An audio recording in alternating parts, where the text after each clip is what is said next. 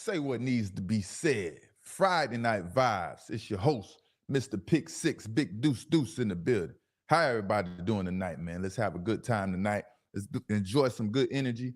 I'm gonna pass that energy to y'all. Y'all pass it back to me, man. Y'all let me know in the comments where y'all coming in from and how we doing tonight, man. We got a lot of things to cover, a lot of things to unpack, and you know, man, Twitter's going crazy right now with some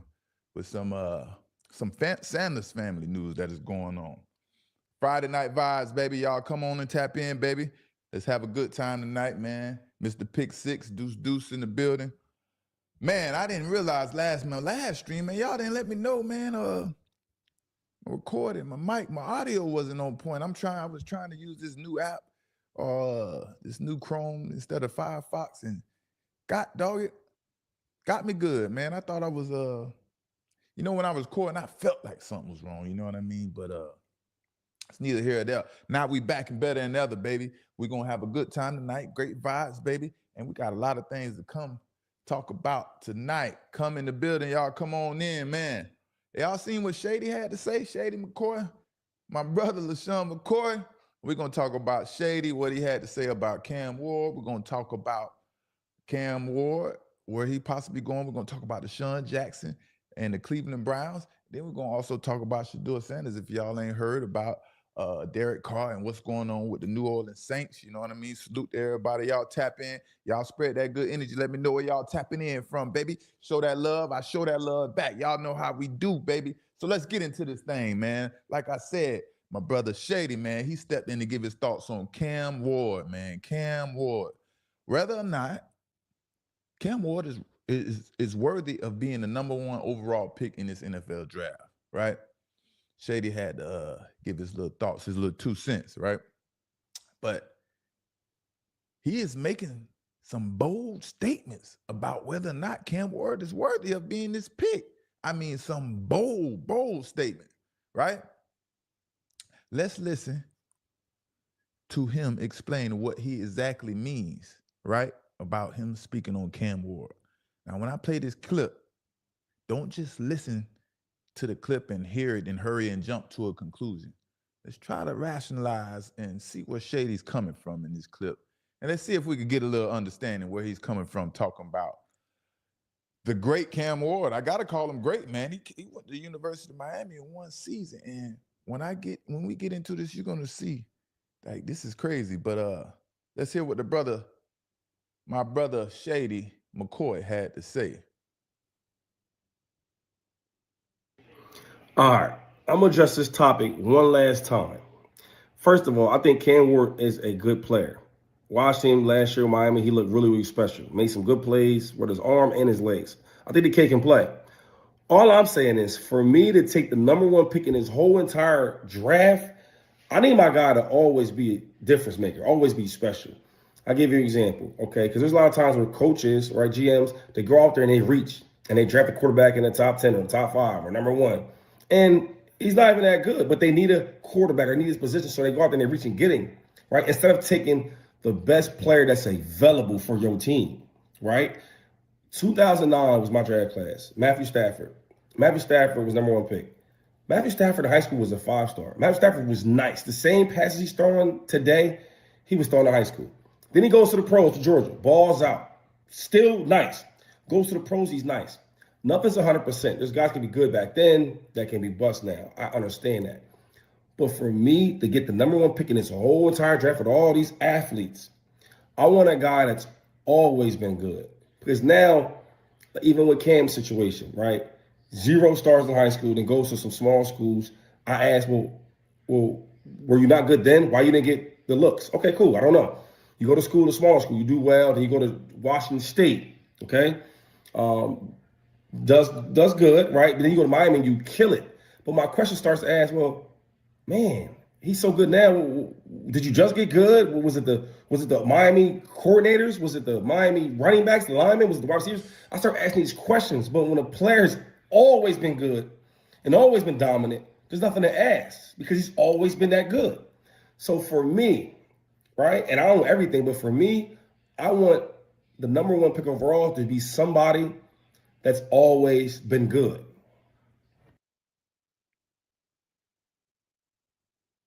There you have it.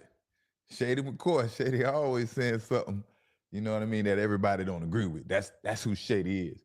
But uh, is he right about everything? Absolutely not. And I kind of see where Shady is trying to what Shady is trying to say, but I don't think that scenario fits for every position for what he's trying to say, right? And I could see from his point of view, like what he's trying to say, like a receiver, maybe a running back, linebacker, or even a defensive lineman, that never was a ranked high or, wasn't a 5-star type of recruit coming out of high school and things like that. And all of a sudden becoming this awesome player and not being worthy of a top pick, right? It would be kind of like rolling the dice, taking a gamble if you just take someone that doesn't really have much of a history of being a superstar, being that game changer, like he's trying to say, right? Because they're just coming in to that role, and who knows how long it's gonna last, right? But don't get it twisted. Shady is not saying, right, it doesn't happen, or it's not possible. It's not impossible, right? He's just saying the likeliness of a player never being ranked high, like Cam Ward's situation, having zero stars, isn't worthy of being drafted in the top 10, right? And he's saying that player needs to be a game changer. He needs to be a game breaker. And I don't see what Shady don't see in Cam Ward, but Shady just doesn't agree because this all happened in 1 year in his eyes, and I don't know how Shady's viewing this whole thing. Now there's always exceptions. Sorry, there's always exceptions to the rule, like when you're drafting players, whether they're 5-star, 0-star, and speed is definitely one of those exceptions, right? And in contrast to what Shady's saying in his argument, speed is definitely one of those exceptions, right? But at quarterback, I don't think the history of a quarterback's resume is important at all. Like 5-star, 0-star, going way back to high school and things like that. Kyler Murray was a great quarterback all the way from high school, from Little League, from Optimus AAU football. I don't think he ever lost a football game until he got to college, right? And so the resume doesn't really matter as much when you're evaluating a quarterback, right? The history of that quarterback. And to be real, right, there are always great prospects that get overlooked and doesn't make the cut, getting ranked. You know what I mean? Like myself, I turn around, have 50 interceptions. I was barely recognized as a top recruit. I had to go to University of Central Florida, right? A quarterback, in my opinion, only needs 2 years of good film to be evaluated correctly, right? 3 years is great, but 2 years is definitely enough to see what you're getting and understand the player that you need, if this is the player that is needed on your team, right? So let's get into this. Let's check out Cam Ward here and see what we got here.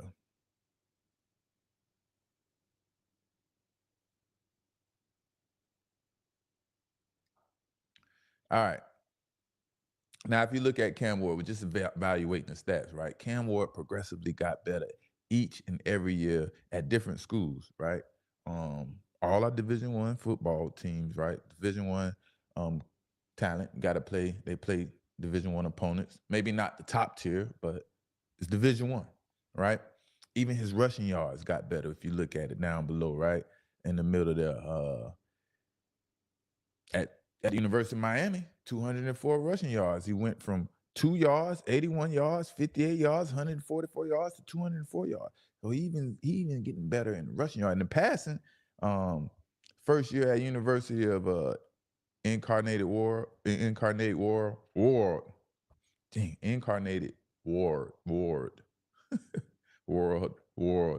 can't say Ward.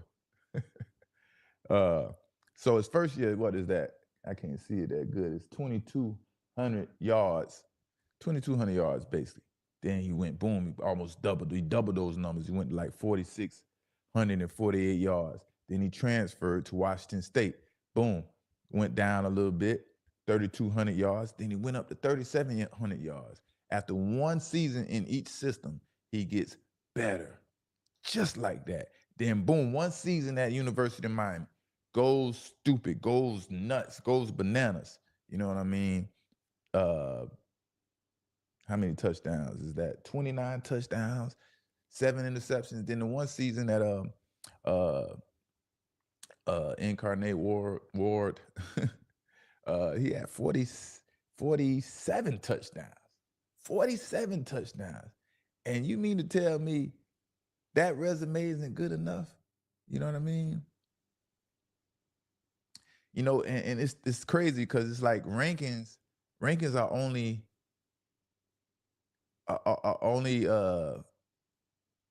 rankings are only rated by man, right? And we know man is not perfect. Man will mess up and miss out on a lot of things. And that's just the truth, right? If rankings is the only way Shady viewed talent, then man, he would miss out on a lot of great talent if he was in a position to make a top 10 selection. Like my boy Shady say he want to be a future GM. Maybe this would be a good no selection for him if he was the GM. Maybe he could pick someone else and make his team better. But I don't know. You know what I mean? Cam Ward, to me, I don't know about Travis Hunter. Cam Ward, to me, is the best player in the draft. I mean, being that he's a quarterback, that does give him an advantage. You know what I mean? But no one can 100% guarantee that Cam Ward is worthy of being the number one pick. But everything says, just like I showed y'all, that he needs to be the number one pick of the draft.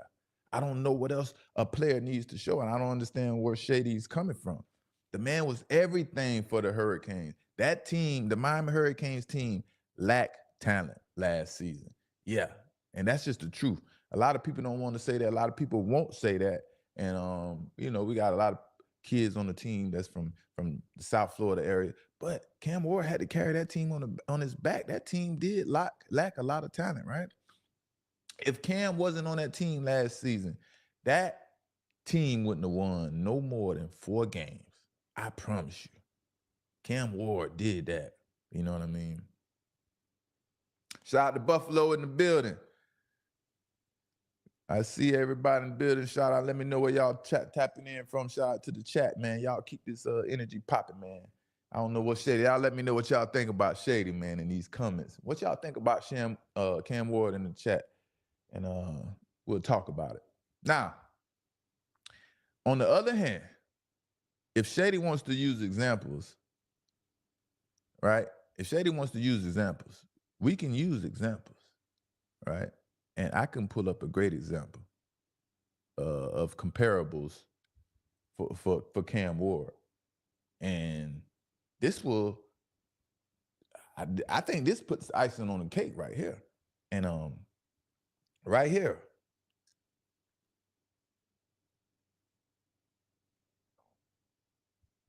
Y'all know who that is? Let me know in the chat before I go on. Shout out to Flint, Michigan in the building. Phil City Kennels. Marcus Maxwell, what up, fam? Plain Truth. Sport Need, yes, sir. Shady, shout out to Shady, yes, sir. Chet Buffalo in the building. Who is this man on the screen right here, man? Please let me know. Yes, sir. That's the fan. The fan gonna know. And let me tell you, if y'all don't know about Air McNair, Mr. Steve McNair, this is 100% compatible to Cam Ward, right? Steve McNair, Ad McNair, he was the 3rd overall pick out of Alcorn State, which is the Division II school, I think back then, probably still is. Black school, if I'm not, you know what I mean? But McNair never, you know, he never had that superstar status playing in high school and in college. Yeah, you can be a superstar around your neighborhood and things like that, but that nationally recognized superstar status, Steve McNair, Ad McNair never really had that until he got to the NFL. You know, actually, Steve McNair was really, really, really good, right? And like I said, he is a straight comparable to Cam Ward, in my honest opinion. Steve McNair and Cam Ward both have the same measurables from the height, from their size, the way they look, everything. You know, characteristics and breeds of human. You know, I think it's about 10 different breeds of human, you know, out here. But I mean, but Cam Ward, like I said, Cam Ward and Steve McNair, man, they both have They both do or did pretty much everything alike. They throw alike, run alike. I mean, they even compete alike. You know what I mean? Cam Ward and Steve McNair. Steve McNair was a hell of a competitor. He would take off with the ball and make it happen the same way Cam Ward did. McNair was one of the first black athletes or black quarterbacks to pave the way for dual quarterbacks in the NFL. You know what I mean? So shout out to Steve McNair, RIP to the legend. You know what I mean? That's Steve McNair, brother. A legend gone too soon. Yes, sir, man. I do really believe Cam Ward is a straight, direct comparison to Steve McNair. And I don't know how the Tennessee Titans, how he's going to fit in the Tennessee Titan atmosphere and chemistry and things like that. I really wish he could land in the Browns uniform for some reason. I feel that's where he would thrive the best and the most and things like that. But, I'm not the person with the first and the second pick. So that's Tennessee and Cleveland Browns have to fight over that. You know what I mean? So now let's get to a little situation that's been going on for a while involving a quarterback, one of the brothers, right? And I want to know, does anyone still believe Does anyone still believe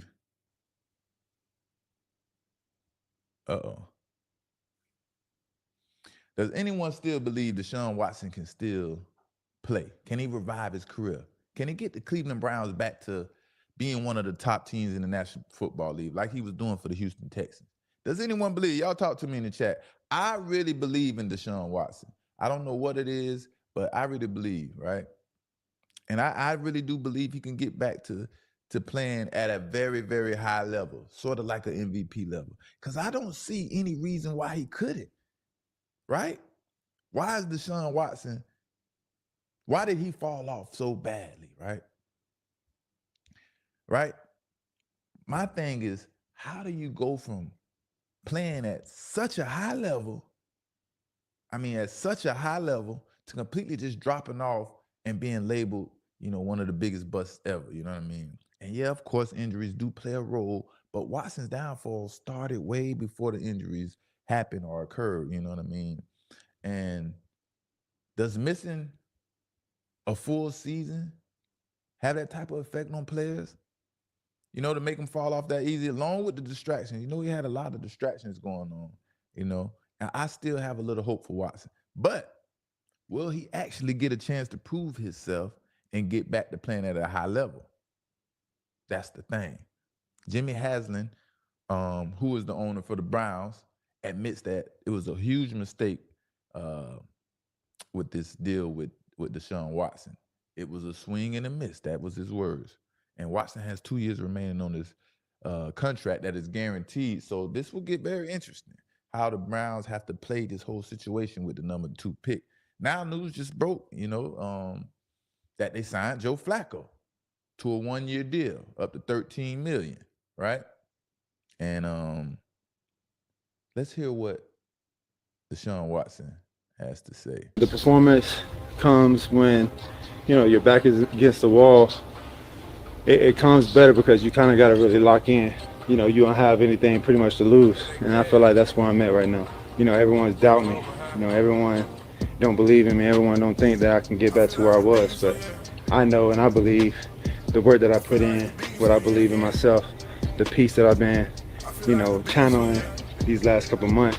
I know I'm going to be way better than before. I do my chain got VVS, I got red on the seaside side of the vet. I do not know. I'm prepared. And I think before I wasn't prepared because, I was kind of going with the flow of how the world was seeing me. But, when you kind of get knocked down to the ground and you got to stand back up and walk through the rain, that brings out another fire, another challenge, another grit that you have inside. I'm the biggest.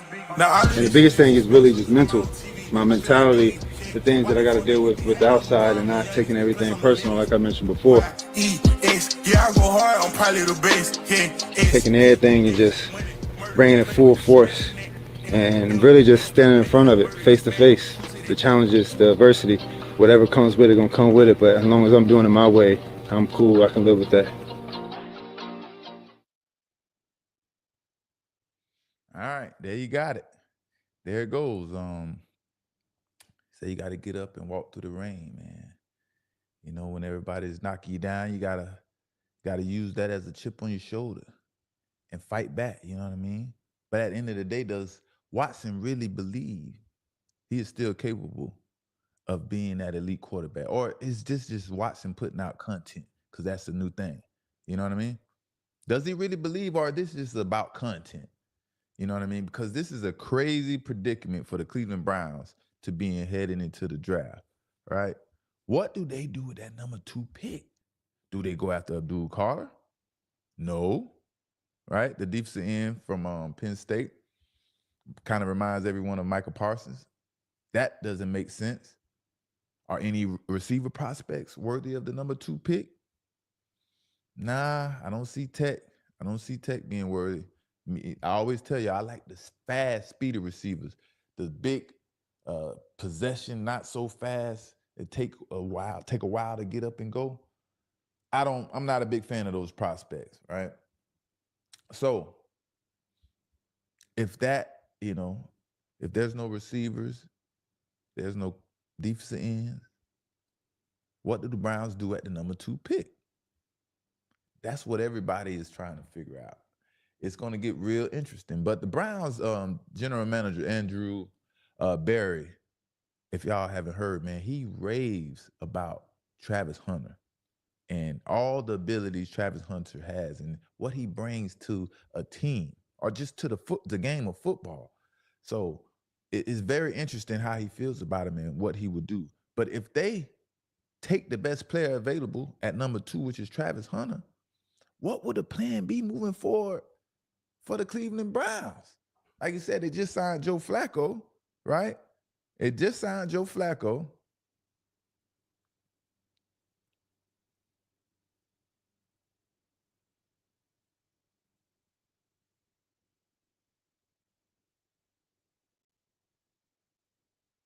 Just signed Joe Flacco, right?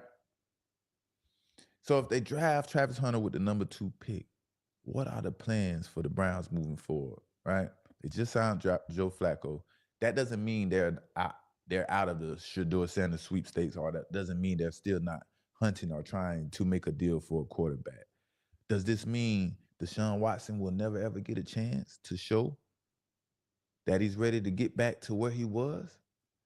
Does this mean that the Cleveland Browns are about to not have anything to do with Deshaun Watson anymore, right? It gets very interesting, right? Or are the Browns going to force Deshaun Watson on the field despite how the team feels and the fans feel, and make him see if he can and play, and clearly he can't play anymore? Is that going to be the situation that the Browns force upon the team, right? And me now for going into the draft, only one scenario makes sense to me in my eyes if I'm the general manager for the Browns. And with the number 2 pick, right? If they don't take Shedeur Sanders with the number 2 pick, nothing else makes sense at number 2. That's my opinion. Nothing else makes sense at number 2. Right? Don't use that pick if you're the Cleveland Browns, in my opinion. Right? The Cleveland Browns need to trade out of the number 2 pick and build more equity in that draft. Either take Joe Milroe later on in the first round, trade out of there, out of Alabama, Jackson Dart from Ole Miss, or even Kyle McCord. Any one of the lower tier quarterbacks. And if that doesn't work, along with them competing with Deshaun Watson, as a starter, at least you gave it a fair chance, and you still have built up some equity. You're kind of getting back to where you was and getting back to square one before you gave up all these picks and all that money for Deshaun Watson.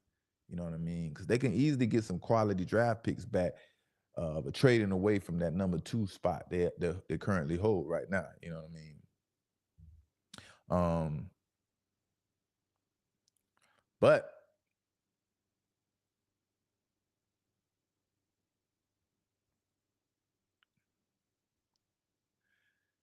at the end of the day, I like the Browns or the Patriots to be one of the teams that will give Travis Hunter the opportunity to play both sides of the ball. Whatever team drafts him, right? Whatever team drafts him, they better give him a chance to play both sides of the ball. If not, he is going to be a very disgruntled player. You know what I mean? Now, when they give him that chance, how consistent Hunter can play on offense and defense and the amount of snaps is to be determined. Just because you're going out there to play, that doesn't mean you're being effective. And we're not going to just let you go out there and play just to make yourself feel better. That's not the coach's job, right?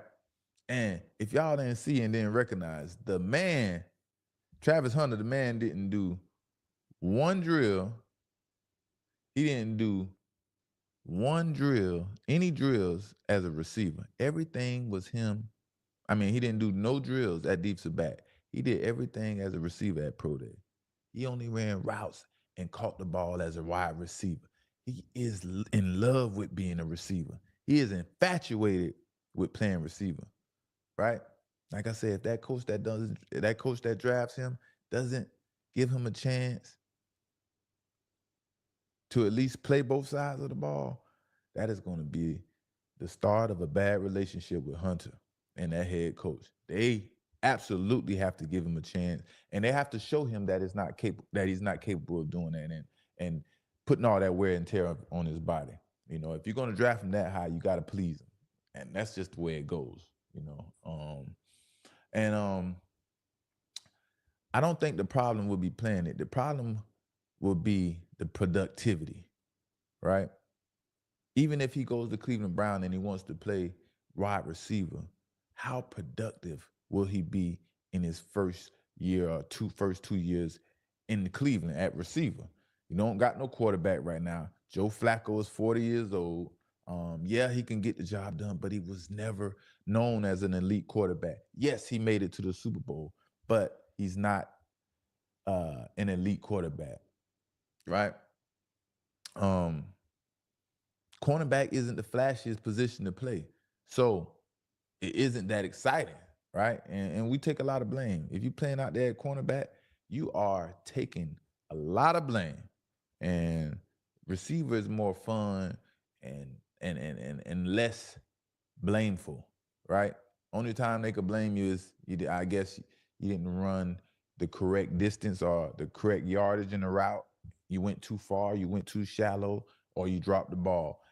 Cornerback, you get blamed for everything. You're the last line of defense, whether it's a pass or run, anything. You're getting blamed. The defensive tackle could let the hole go blow wide open. If y'all don't get them down, you're in trouble as a defensive back. So that was the difference. That's the difference between playing wide receiver and defensive back. You understand what I'm saying? Defensive back is more stressful. It's more, you have to be on your jump more, you know what I mean, basically. And then at the end of the day, if you don't ball out, you get put on ESPN, you know what I mean? So that's what's going on with Cam Ward and the Cleveland Browns and Deshaun Watson. It's a whole saga, and we don't know how this is going to end. I want to see if they're going to play Deshaun Watson. I don't think they are, but who knows? Who knows? You never can know what everyone is thinking and how things will play out. You know what I mean? The draft is a couple of days away. You know what I mean? Then we got the good brother Tyreek Hill, man. What's going on with the brother Tyreek Hill? You know, some things just don't change, right? And Tyreek Hill, man, he can't stop crashing out in so many different ways. It's like he's a ticking time bomb. No matter where he's at, what he's doing, he'll crash out. But he has no clue, all this crashing out that he's doing with these his children mothers, right? And these lawyers will eat his butt up. They will attack him. He has no clue the hell the lawyers can bring to his front doorstep, when football is over. Having all these kids now potentially going through a divorce. Oh man, you got to learn how to get it control. Bro must really have that short man complex. He kind of reminds me of Antonio Brown, right? They both have the same traits and characteristics. Like I said, them 10 breeds in the world, all the same characteristics and traits, right? I have to imagine, right, after all these antics and off-season, all this off-season antics that Tyreek Hill got going on, and trouble with the law, possible domestic violence, DV, sorry, I don't know if I could say that word on here and stuff like that. I really can see the Dolphins moving on from Hill, before or after the draft, if they can find someone, if it's possible for the draft, before the draft.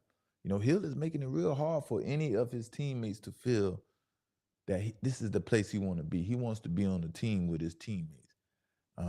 And when we go on to war, we got to feel like you're ready to go to war with me. If we're on the same team, I got to look in your eye and feel that you're ready. You're ready to go to war, and we're gonna go out there and win. We will not be defeated. You know what I mean? It's kind of like a mentality, But when you're dealing with receivers and that diva attitude, that diva mentality, that's who receivers are. And I don't know why, but and if the Dolphins don't hurry up and fix this and take action immediately, this season will 100% be a disaster. Tyreek Hill will single-handedly destroy this season for the Miami Dolphins if they don't take action fast. And what I mean by taking action, I don't know. I don't know what they can do. You know what I mean? I don't know if they can trade him. I don't know if there's any suitors out there willing to trade for a 31-year-old receiver who has hit a decline, who is declining, right? His last season is on the decline. He didn't even go for 1,000 yards. And what happens when he hits a decline in the season? What does Tyreek Hill do? Points the finger at everyone else. He doesn't want to take the blame for it. The blame has to be on whoever is responsible for calling the plays and throwing the ball. And when that happens, right directly after the season, you can see it's been on his mind. He's been a diva.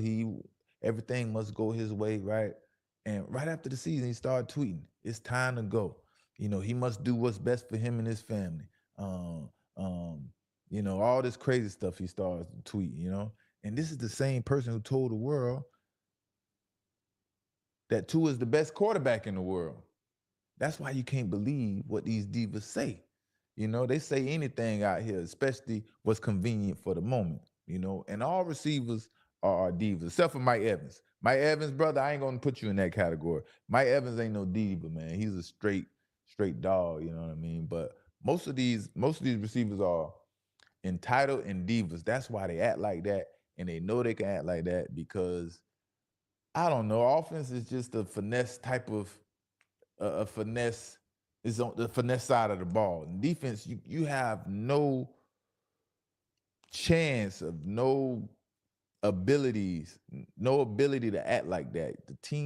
Your teammates, defensive team, the whole defense will come down on you hard. You know what I mean? We're very aggressive on the defensive side of the ball. Offense is a little different. In the trenches, they're aggressive, but you got the skilled players and stuff like that. They're very finesseful and entitled, right?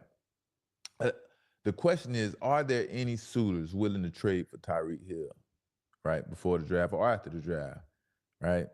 He doesn't have much trade value as he used to have. Like I said, he's 31 years old and he's coming off a declining season, right?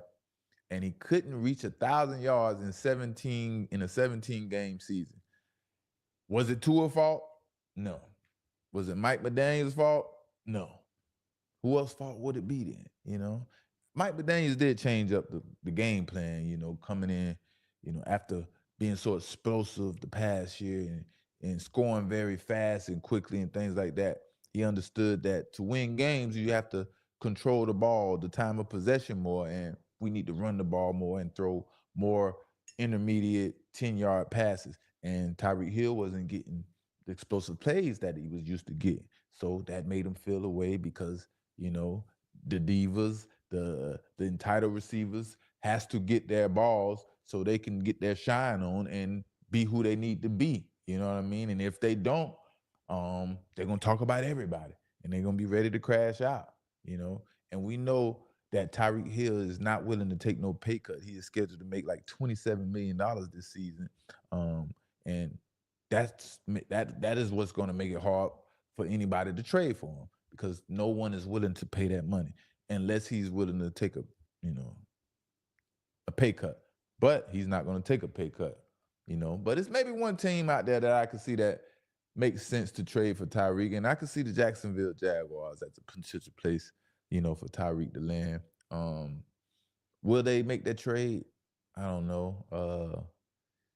We'll see, but that's a potential place that I could see Tyreek going out there and, making some noise. Other than that, Dolphins are pretty much stuck with Tyreek Hill for another year because he has guaranteed money, and that another year you have to deal with everything that comes along with Tyreek Hill, the player, on and off the field.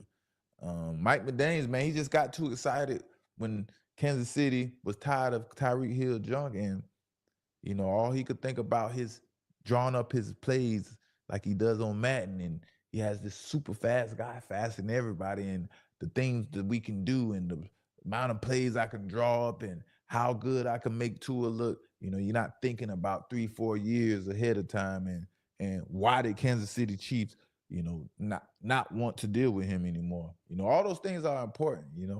If you want to have a long-lasting relationship.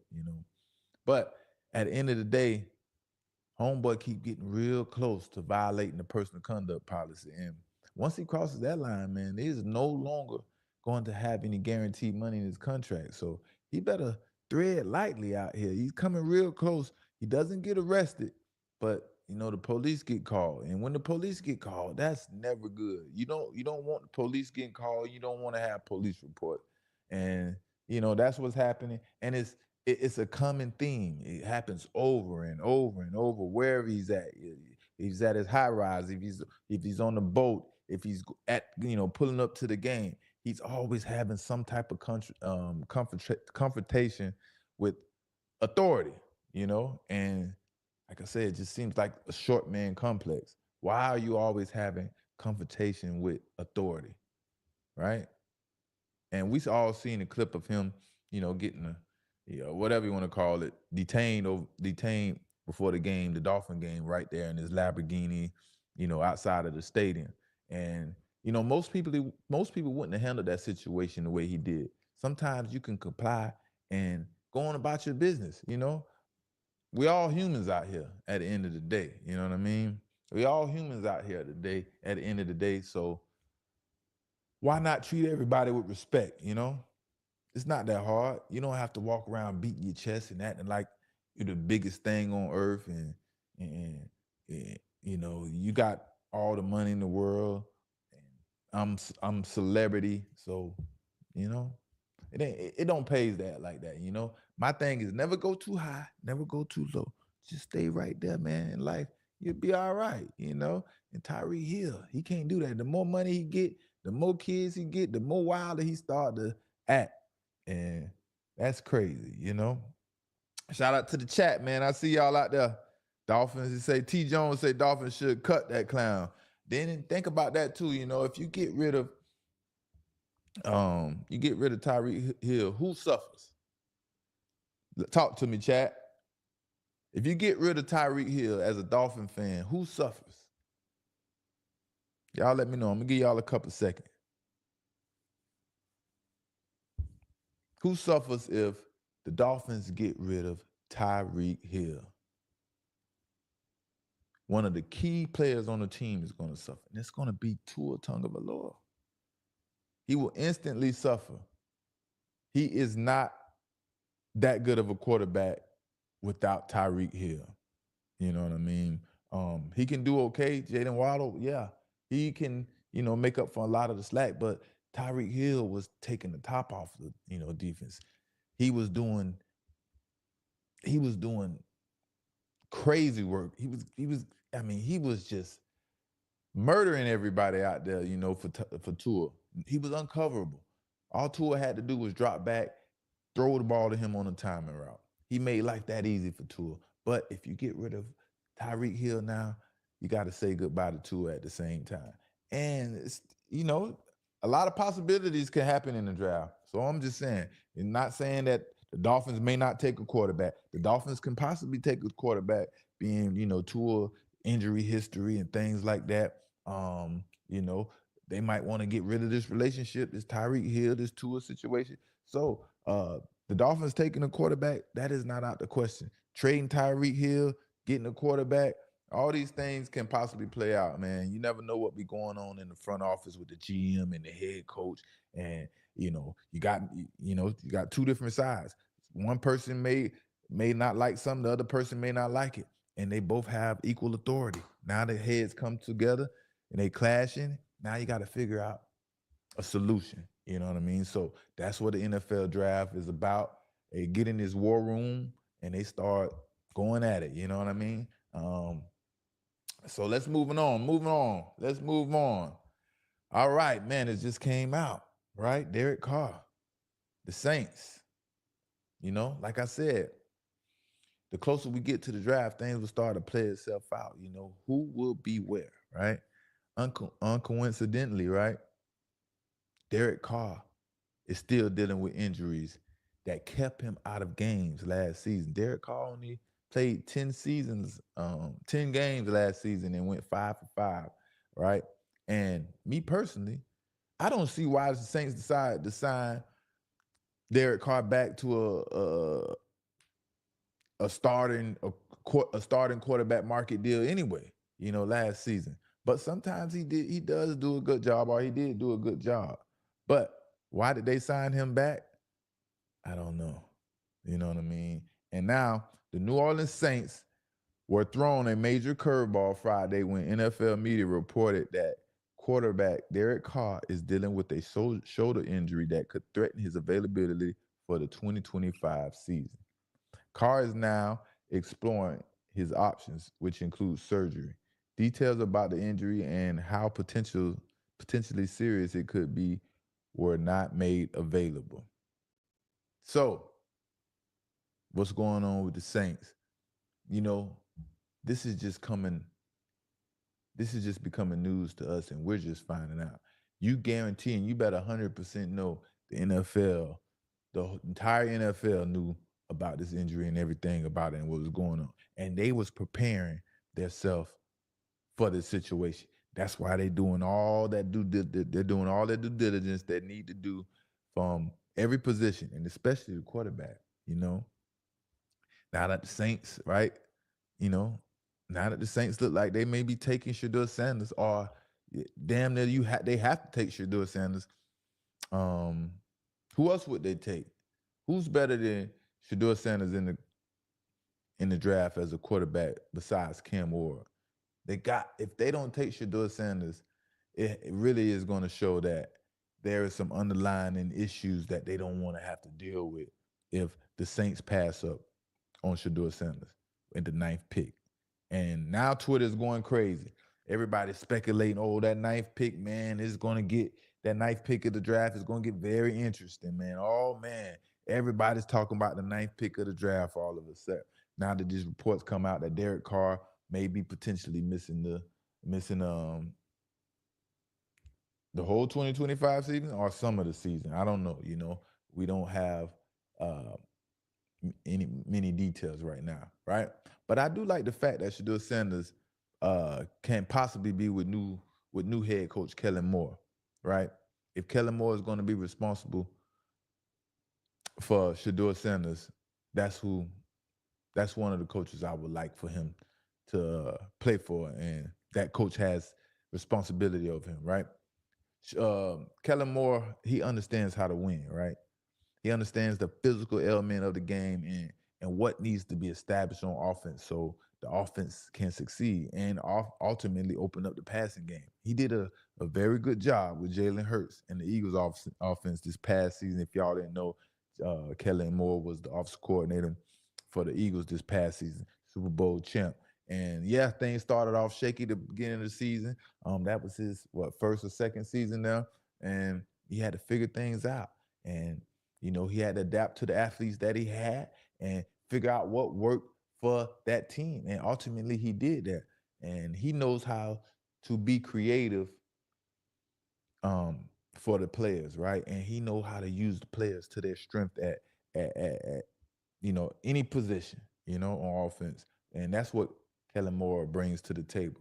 And that's why I think that would be a good fit for Shedeur Sanders. And yeah, but it's not guaranteed Shedeur Sanders will end up at the 9th pick, because now that Derek Carr gone, right, that puts a light, or that puts some fire up under everybody else, but who was before the Saints to show their hand, right? And if anyone is thinking about taking Shedeur Sanders before the 9th pick, now the pressure just got a little the pressure just got a little hotter, or that more intense, right? But ultimately, things like this can start a bidding war. Not physically cash, but like draft picks and trade picks, you know what I mean? Now, if everyone knows and understands that the Saints definitely has to take a quarterback, and it's 9 times out of 10 going to be Shedeur Sanders, like I said, the Raiders, the Giants, all people that's possible to take a quarterback, all teams that it's possible to take a quarterback, and the Raiders sitting at the number 6 pick, you know what I mean? We can possibly see a lot of movement during the draft, trying to figure out who is going to take Shedeur Sanders or the second quarterback in the draft. You know what I mean? And right now, I see the Saints and the Las Vegas Raiders as the 2 top teams that'll be fighting over Shedeur Sanders right now. You know what I mean? Things happen fast in the NFL, man. The Saints have some talent. They just need to stay healthy. They had a lot of injuries last season. The season before that, they started off really hot and then, started falling off. And then again this season, as soon as the season started, boom, injuries after injuries. And injuries kind of held them back. So, I don't know, man. Shedeur Sanders to the Saints, man. That's what it's looking like. Who that nation, man? Y'all get ready, man. I think that's going to be a good spot. The atmosphere is good. The camaraderie of the young men in that city. So shout out to the Saints and Shedeur Sanders, man. The draft right around the corner. Yes, sir. Chat, what it do, chat? See if we got anything we missed up in here, man. So yeah, man, I'm gonna see y'all Monday. I was supposed to have a guest coming this past Wednesday. They chumped out on me, but we're gonna run it back next week. So y'all get ready for next week, man. We're gonna be in the building. We're gonna be turned up, have a good time, man. So say what needs to be said. Friday Night Vibe, Mr. Pick 6, man. Till next time, I'm out.